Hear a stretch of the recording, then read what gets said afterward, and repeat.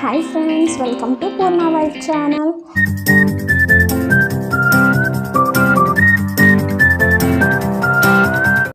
ఈరోజు మన ఛానల్లో వ్లాగ్ అయితే చేస్తున్నానండి. ఇంకా మా వారైతే ఇన్స్టెంట్గా చపాతీ అయితే తీసుకొచ్చారు, మీతో కూడా షేర్ చేద్దామని ఇదైతే చేస్తున్నాను. అది ఒకటి పూరి అయితే తీసుకొచ్చారు, ఇంకోటి అయితే చపాతీ అయితే తీసుకొచ్చారు. పూరి అయితే ఇప్పుడు వచ్చి ఇంకా వేయలేదు, ఇంకా చపాతీ అయితే వేసామండి. పొద్దున్న మా వారికి అయితే వేసాను, ఇప్పుడు కూడా నేను వేసుకుందామని మీతో కూడా షేర్ చేద్దామని వీడియో అయితే చేస్తున్నాను.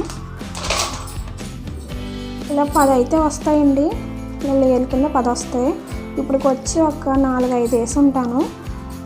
ఇప్పుడు నేను కూడా వేసుకుందాం, మీకు కూడా చూపిద్దామని. కొత్తగా పెళ్ళైన వాళ్ళకి ఇది అయితే బాగా ఉపయోగపడుతుందండి. కొత్తగా పెళ్ళైన వాళ్ళకైతే ఇది గమ్మున తెలియదు కదా, ఎలా పిండి కలిపి ఎలా వేయాలో, దాని షేప్ కూడా సరిగ్గా రాదు.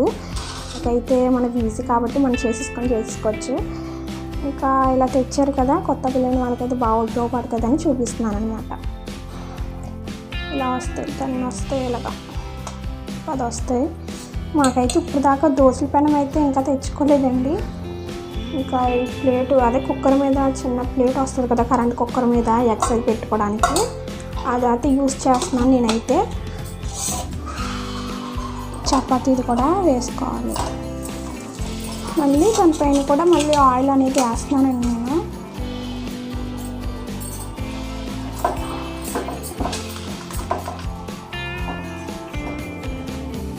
చూడండి ఎలా పొంగిందో, ఎలా పొంగింది. మళ్ళీ ఒకసారి తిప్పుదాం. అలా తిప్పుకుంటూ ఉంటే మనకి చపాతీ అనేది గట్టి పడదండి. మీరు తెచ్చుకుంటే కనుక మీరైతే తెచ్చిన తర్వాత ఫ్రిడ్జ్లో పెట్టేయండి. ఒక 10 నిమిషాల తర్వాత చేసుకుంటాం అనుకున్న వాళ్ళు ఇంక 10 నిమిషాల ముందే మన ఫ్రిడ్జ్లోంచి తీసి బయట పెట్టుకుంటే మనకి ఆ కూలింగ్ అనేది తగ్గుతుంది.